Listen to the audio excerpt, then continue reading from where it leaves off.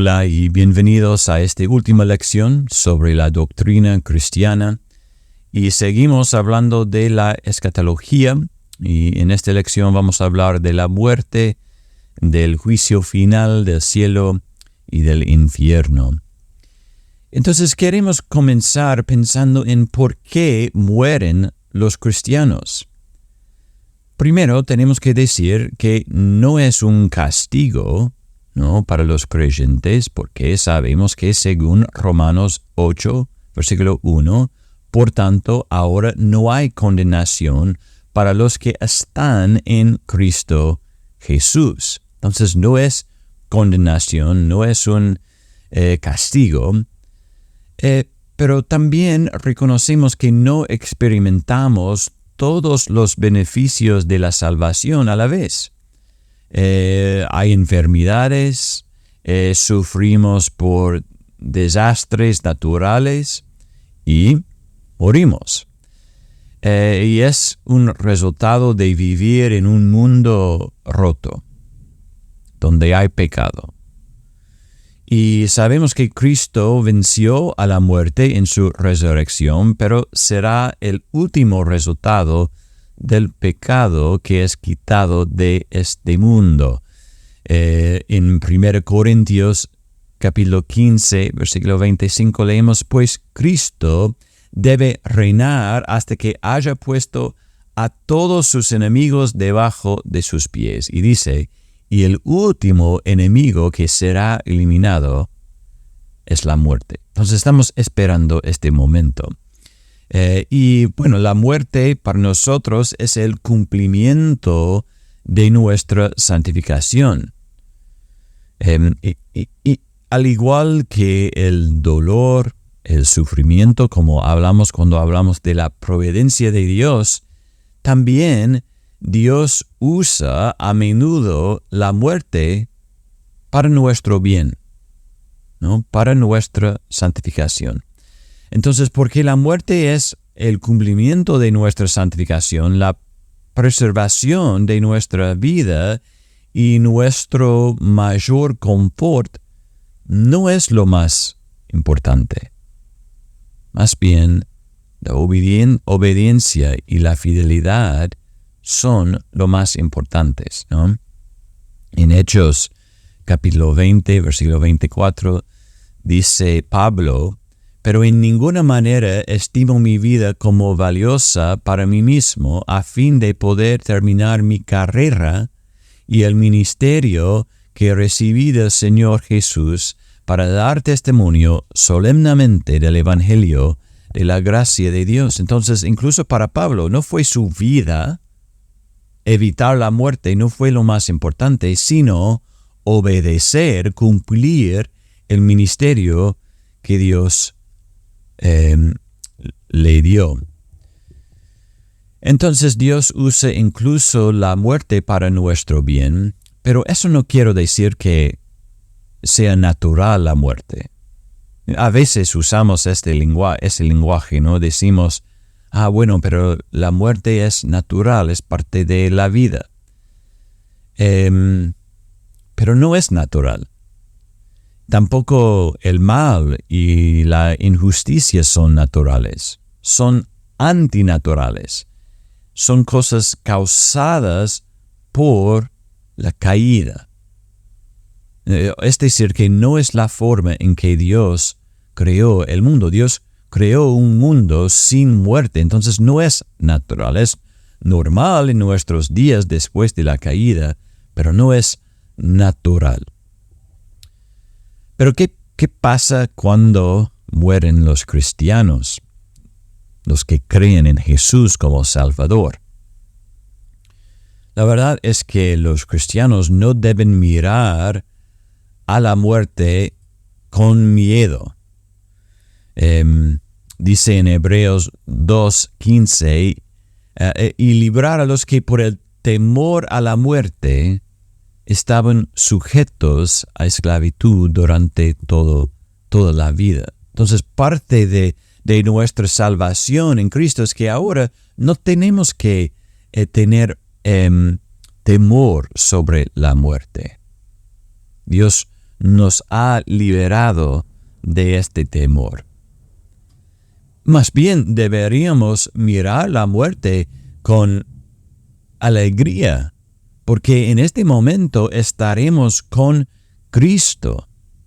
Dice Pablo en 2 Corintios 5, pero cobramos ánimo y preferimos más bien estar ausentes del cuerpo. ¿Por qué? ¿Por qué puede decir eso Pablo? Y habitar con el Señor, ¿no? En Filipenses 1:23, porque de ambos lados me siento apremiado, teniendo el deseo de partir de este mundo y estar con Cristo, pues eso es mucho mejor, dice Pablo. Y yo personalmente a veces lucho con esto y me resulta difícil de creer, pero eso no lo hace menos cierto, ¿no? Hay que confesar a Dios que tengo miedo a la muerte y pedirle fortaleza. Y yo conozco mucha gente con esta actitud, que no tenían miedo en el momento de su muerte.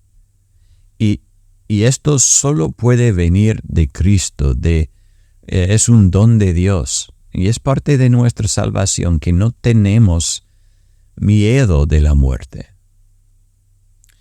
Y cuando los cristianos, los creyentes mueren, sus almas van inmediatamente a la presencia de Dios, ¿no? Sus cuerpos físicos permanecen en la tierra, pero sus almas están con Dios.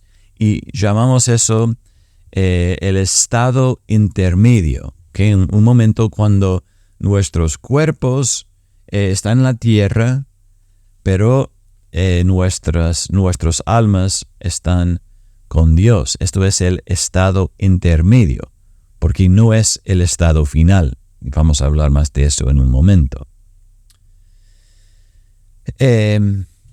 Y si las almas están en la presencia de Dios, están felices, gozosas, entonces no hay necesidad de orar por ellos una vez que han morido. No, si estás familiado con la Iglesia Católica, ¿no? Ellos hablan del purgatorio y la necesidad de orar por los muertos. Pero esto no tiene nada que ver con la Biblia, porque en el momento de nuestra muerte, nuestras almas están en la presencia de Dios, según la Biblia. De nuevo, están felices. Aunque es correcto para nosotros sentir tristeza, ¿no? Ellos están felices y son cristianos, están en la presencia de Dios, sus almas, pero nosotros sentimos tristeza, y esto es normal. Pienso en ejemplos bíblicos. En Hechos capítulo 8, versículo 2 dice, algunos hombres piadosos sepultaron a Esteban y lloraron a gran voz por él. No porque no tenía esperanza, no porque él estaba en el purgatorio que no existe. No, porque fue un amigo, estaba con él, estaba con ellos, y ahora no. Entonces sintieron tristeza. Incluso pensando en Jesús mismo, ¿no? Cuando murió su amigo, dice en Juan 11:35, Jesús lloró. Es una respuesta normal a la muerte.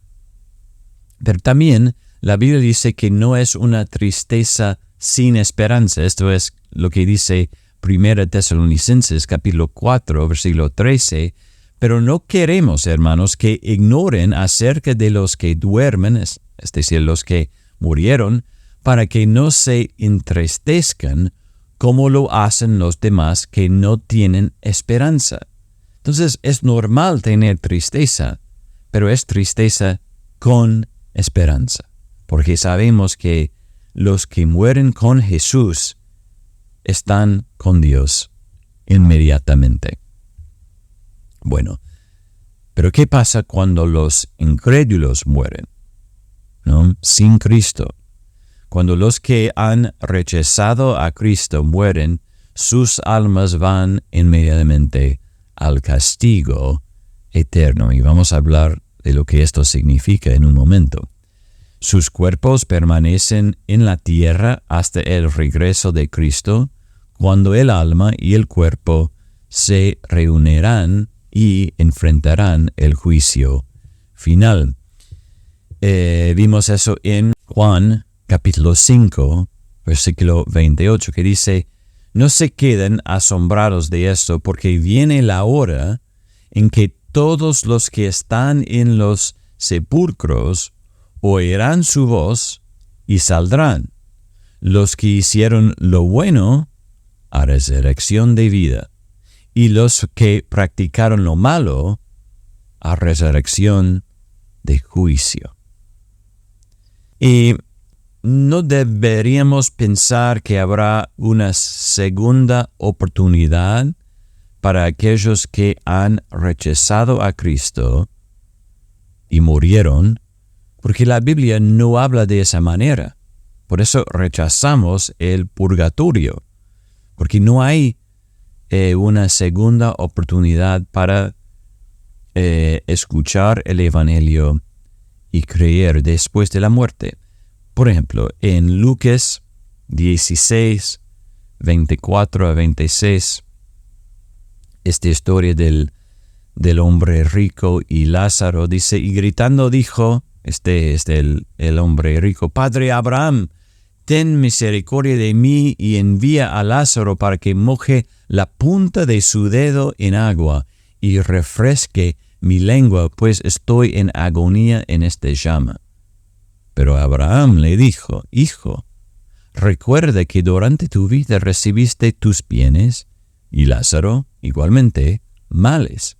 Pero ahora él es consolado aquí y tú estás en agonía. Además de todo esto, hay un gran abismo puesto entre nosotros y ustedes, de modo que los que quieren pasar de aquí a ustedes no pueden, y tampoco nadie puede cruzar de allá a nosotros. Entonces, en esta historia, no hay manera para cruzar, no hay segunda oportunidad. Y como dice Hebreos 9, 27, y así como está decretado que los hombres mueren una sola vez, y después de esto, el juicio. Hermanos, no hay segunda oportunidad. Entonces, cuando muere alguien que conocemos, que no es creyente, realmente es tristeza sin esperanza. En Romanos 9, 1 a 2 dice Pablo, hablando de los israelitas los judíos que van a morir sin Cristo. Él dice: digo la verdad en Cristo, no miento, dándome testimonio mi conciencia en el Espíritu Santo de que tengo gran tristeza y continuo dolor en mi corazón. ¿Por qué? Porque es una tristeza sin esperanza, porque si mueren sin Cristo, no hay esperanza, no hay segunda oportunidad, según la Biblia. Yo no creo que sea útil hablar como si fueran al cielo si no eran cristianos, ¿no? A veces en algunas culturas hablamos así, pero esto no es útil y no es cierto. Obviamente es posible que se arrepienten al final en un momento en que no sabemos, pero no deberíamos hablar como fueran al cielo si no eran cristianos. Creo que está bien hablar de sus buenas cualidades. Vemos esto, David hablando de Saúl. Cuando Saúl muere, David habla bien de él, habla de sus cualidades buenas. Pero de nuevo, si no eran cristianos, no deberíamos hablar como si fueran al cielo. Ahora, ¿cuándo resucitan los cristianos de entre los muertos? ¿No? Entonces, un creyente muere, su cuerpo va a la tierra, su alma va inmediatamente a la presencia de Dios. Entonces, hasta que Cristo regrese, acá es nuestra esperanza. Dice en Romanos 8:23, y no solo ellos, sino que también nosotros mismos, que tenemos las primicias del Espíritu, aún nosotros mismos gemimos en nuestro interior, aguardando ansiosamente la adopción como hijos, la redención de nuestro cuerpo. Estamos esperando ansiosamente este momento, porque en esperanza hemos sido salvados, pero la esperanza que se ve no es esperanza, pues ¿por qué esperar lo que uno ve? Entonces también seremos glorificados con Cristo, según Romanos 8:17. Y si somos hijos, somos también herederos de Dios y coherederos con Cristo, si en verdad padecemos con Él, a fin de que también seamos glorificados con Él. Hablamos del orden de la salvación en otra lección. Y sabemos que el último paso, digamos, es la glorificación cuando estamos con Cristo para siempre. Y el regreso de Cristo permite la aplicación final de la redención, cuando vamos a tener nuevos cuerpos perfectos reunidos con nuestras almas. Y Cristo es el primer ejemplo de esto, ¿no? Podemos pensar en cómo Él es después de su resurrección, ¿no? Dice en 1 Corintios 15:22, porque así como en Adán todos mueren, también en Cristo todos serán vivificados, pero cada uno en su debido orden. Cristo las primicias, luego los que son de Cristo en su venida. Entonces vamos a estar como Cristo fue después de su resurrección. Vamos a recibir cuerpos como Cristo, y esto se llama glorificación. Entonces, de nuevo, vamos a tener cuerpos. Entonces, no somos ángeles flotando en el aire, en las nubes. No, a veces hablamos así, cuando alguien muere decimos, bueno, hay un nuevo ángel en el cielo. No, no es así. Vamos a tener cuerpos reales en la glorificación. Bueno, ahora, ¿qué es el juicio final? Entonces, de nuevo, los creyentes mueren y también los incrédulos mueren. Y cuando Cristo regrese, cualquiera que sea, ¿no? Hablamos en la última lección, no sabemos cuándo, pero cuando esto pasa, todos resucitarán. Todos resucitarán y enfrentarán el juicio final.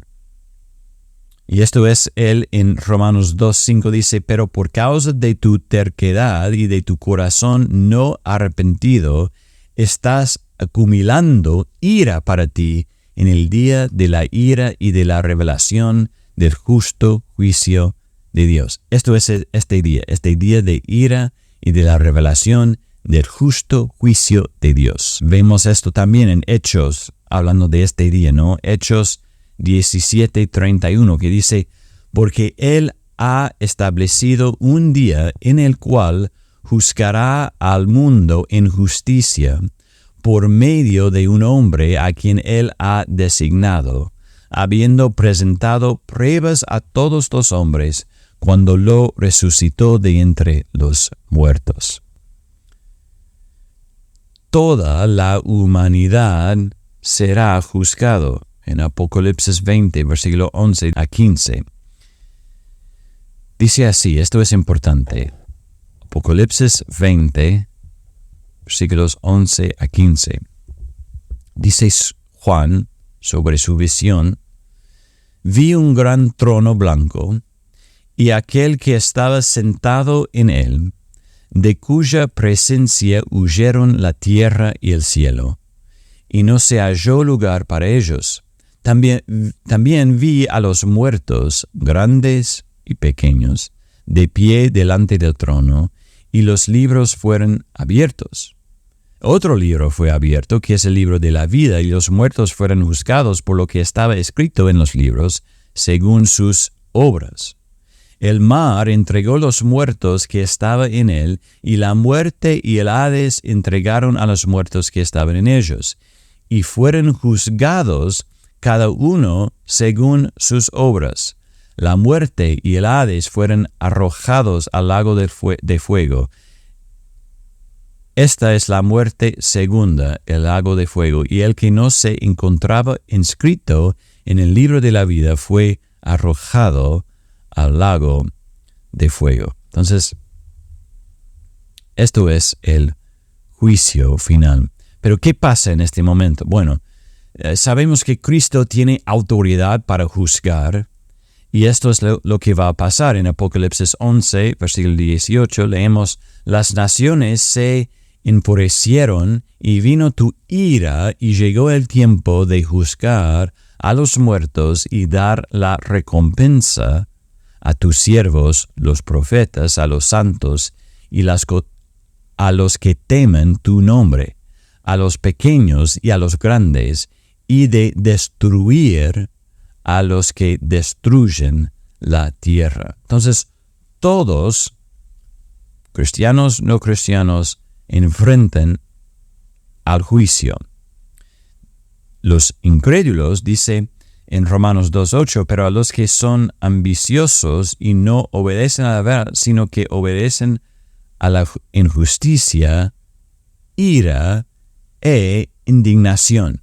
Entonces, para ellos, este juicio final es terrible. Y la Biblia habla de que hay algunos peores que otros. O sea, no es que, bueno, todos los incrédulos son iguales, algunos son peores que otros. Y vivimos eso, vemos esto en la vida, ¿no?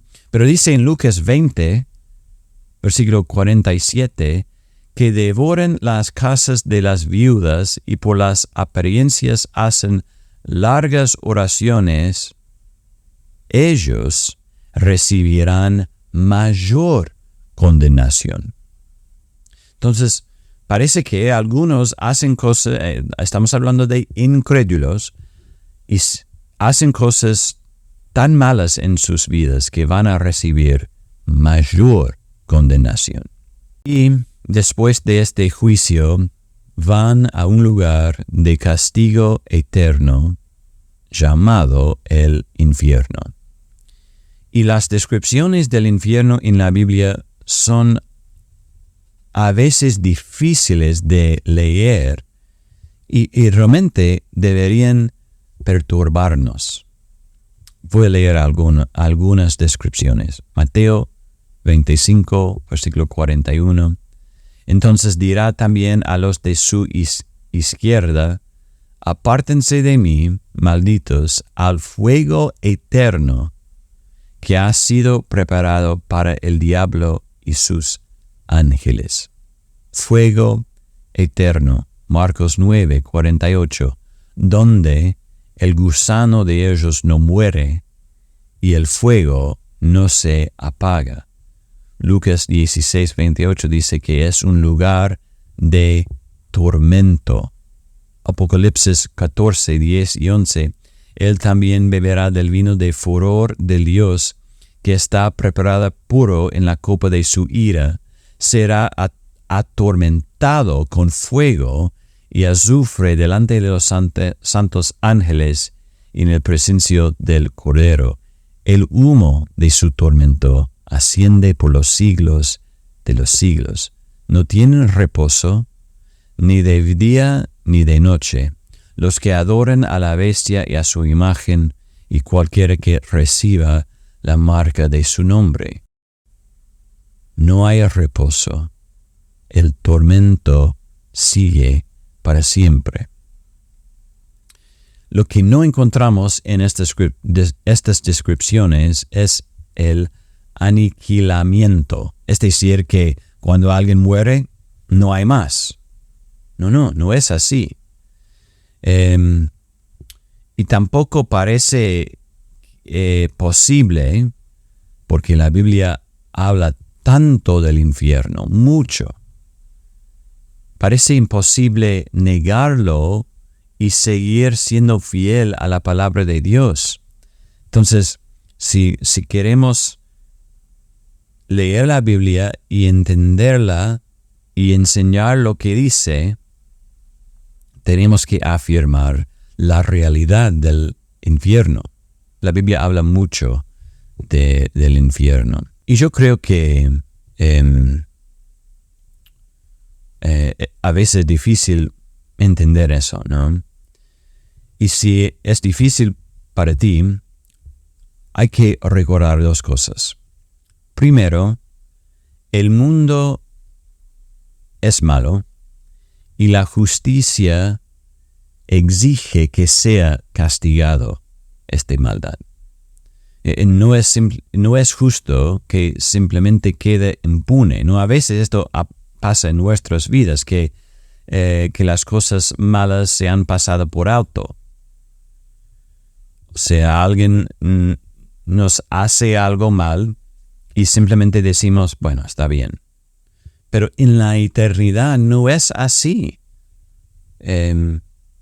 Todo malo será castigado.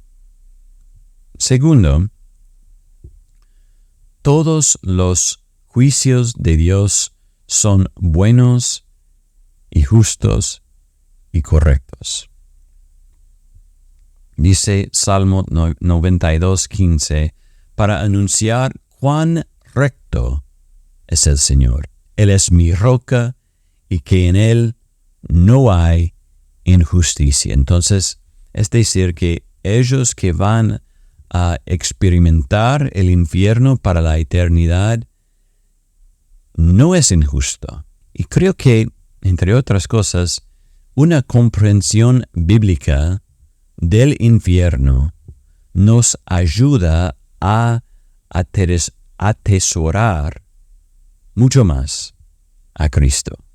Pero bueno, para los cristianos el juicio final no es para castigo, sino para recompensa. En Juan 5:24 dice, en verdad les digo, el que oye mi palabra y cree al que me envió, tiene vida eterna y no viene a condenación, sino que ha pasado de muerte a vida. De nuevo, como dice en Romanos 8:1, no hay condenación para los que están en Cristo Jesús. Por tanto, no debe ser motivo de temor para los creyentes, sino un estímulo hacia la obediencia y la glorificación de Dios en nuestras vidas.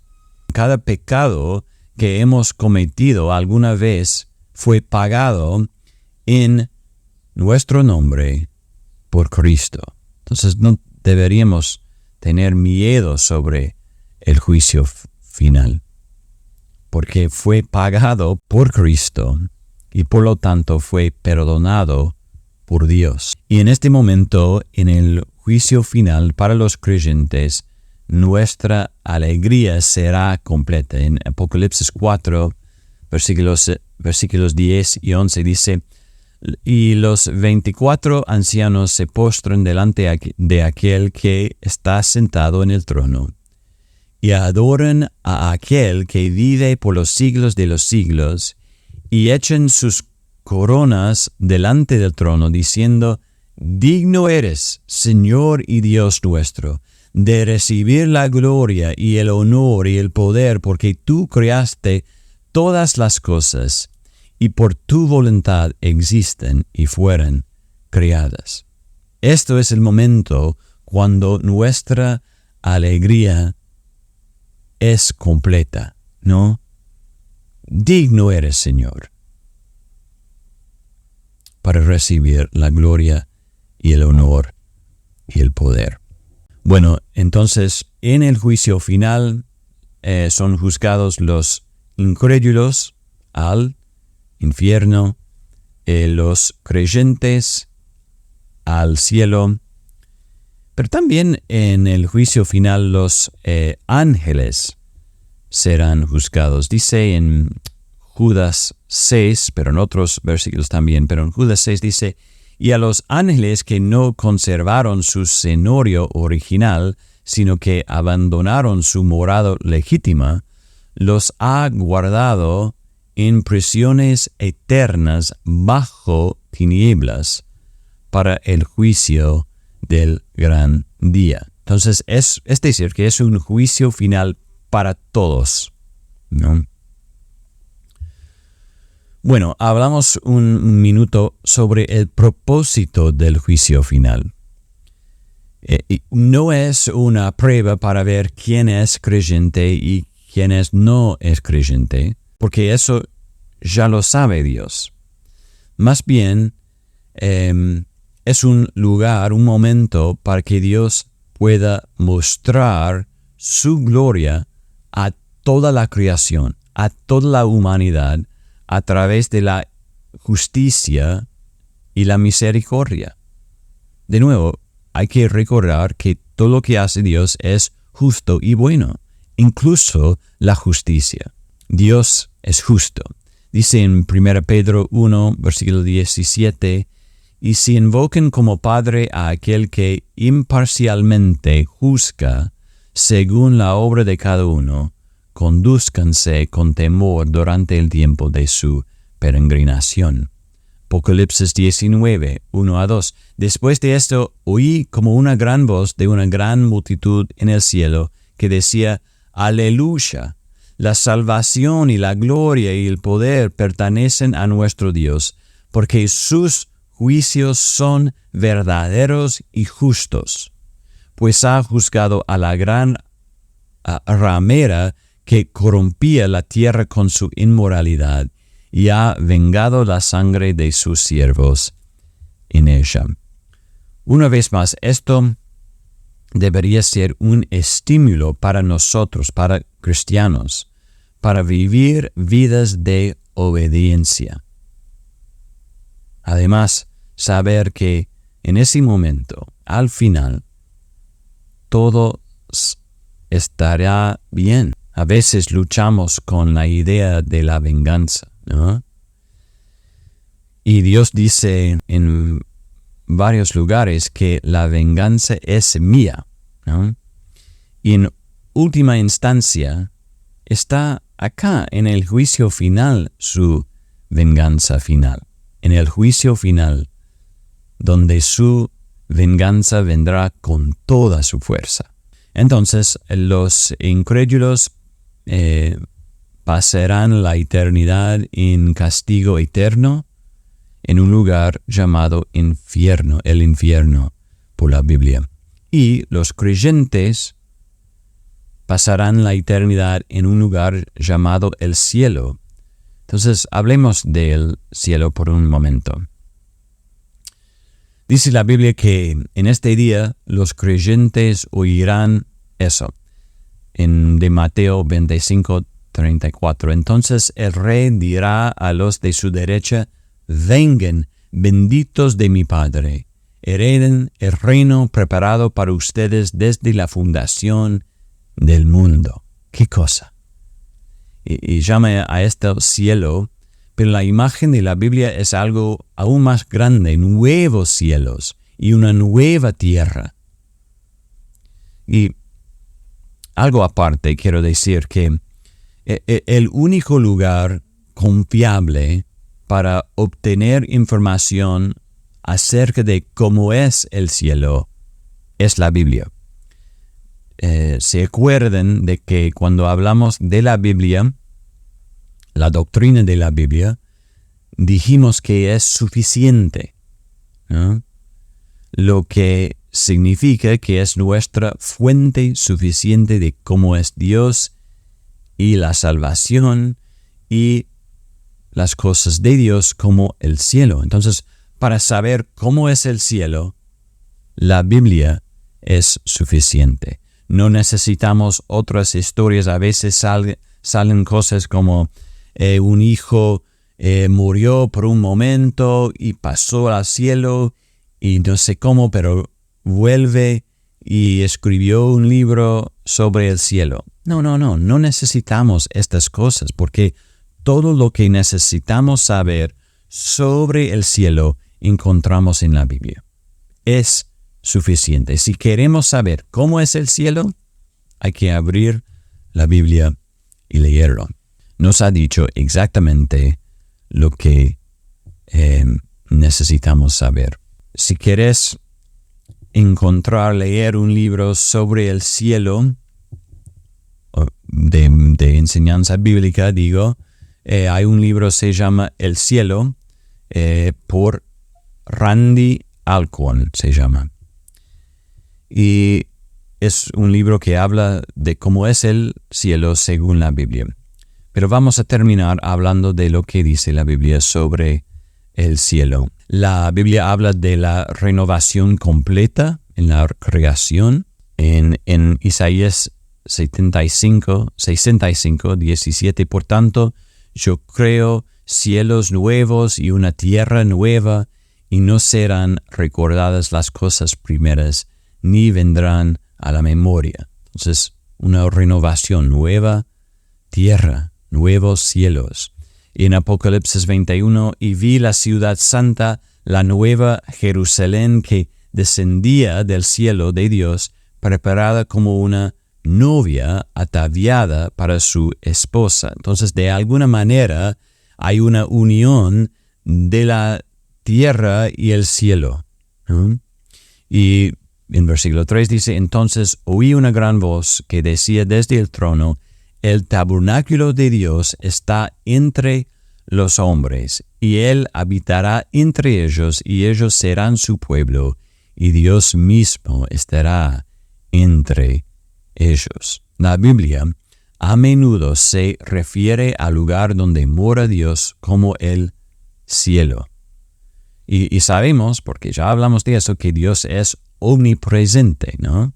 Que significa que está en todos los lugares. Pero parece que su presencia está de una manera particular en el cielo. Y en el cielo todos lo adoran. Cuando Cristo regrese, va a ser una tierra renovada, ¿no? Todo lo que está mal en la tierra será corregido, digamos, ¿no? Por ejemplo, en Génesis leemos sobre las espinas y los cardos, pero en la nueva creación, en la nueva tierra, no vamos a tener estas cosas. Creación, en la nueva tierra, no vamos a tener estas cosas. Dice en 2 Pedro 3:13, pero según su promesa, nosotros esperamos nuevos cielos y nueva tierra, en los cuales mora la justicia. Y muchas cosas en los cielos nuevos y en la tierra nueva serán como las cosas buenas que tenemos ahora, pero mejores, ¿no? Vemos una vez tras vez, la importancia de la comida en la Biblia. Y mira cómo dice en Apocalipsis 19:9, el ángel me dijo, escribe, bienaventurados los que están invitados a la cena de las bodas del Cordero. Entonces, una cena grande en el cielo. Lucas 22:18, porque les digo que de ahora en adelante no beberé del fruto de la vid hasta que venga el reino de Dios. Y ahí un fruto, una bebida mejor, digamos. Apocalipsis 22, 1-3. Después el ángel me mostró un río de agua de vida, resplandeciente como cristal, que salía del trono de Dios y del Cordero en medio de la calle de la ciudad. Y a cada lado del río estaba el árbol de la vida, que produce 12 clases de fruto, dando su fruto cada mes. Y las hojas del árbol eran para sanidad de las naciones. Yo tengo en mi patio un limonero, y es un limonero de 4 estaciones. Pero de todos modos, hay limones, hay fruto cada 3-4 meses, ¿no? Esto dice, cada mes hay fruto, y más, produce 12 clases de fruto. Es decir, en un sentido, lo que vamos a tener en el cielo y en la nueva tierra son como las cosas ahora, pero mejores. En el cielo la música está y es prominente. A veces es útil mirar hacia atrás a la creación antes de la caída. ¿Cómo fue? Bueno, en muchos sentidos, la redención es restaurar las cosas a como eran antes del pecado, antes de la caída. Sabemos que el mandato de tener dominio sobre la tierra fue un mandato dado antes de la caída.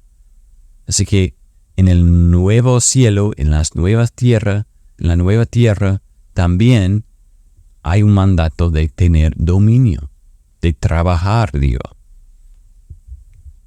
Entonces el cielo será un lugar hermoso. Pero lo más grande, más importante es que la gloria de Dios está en todas partes y en todo. Nada está roto o distorsionado. Es un lugar sin dolor, sin enfermedad, sin muerte. Tendremos comunión completa con Dios y lo adoraremos de la manera en que se supone que debemos hacerlo. En Apocalipsis 21-23 dice que la ciudad no tiene necesidad de sol ni de luna que la iluminen, porque la gloria de Dios la ilumina, y el Cordero es su lumbrera. Veremos su rostro, y así se cumplirán todos nuestros anhelos. Se experimentará el amor perfecto, el gozo, la paz, la verdad, la justicia, la santidad, la sabiduría, la bondad, el poder, la gloria y la belleza. Dice Salmo 16:11, me darás a conocer la senda de la vida, en tu presencia hay plenitud de gozo, en tu diestra hay deleites para siempre. Y en la eternidad, en el cielo, la cosa más importante es la presencia de Dios. Vamos a verlo en toda su gloria. Y de nuevo, en su presencia hay plenitud de gozo. Esto es lo que esperamos, hermanos. Es nuestra gran esperanza. La muerte perderá su aguijón y todo estará bien en la presencia de Dios.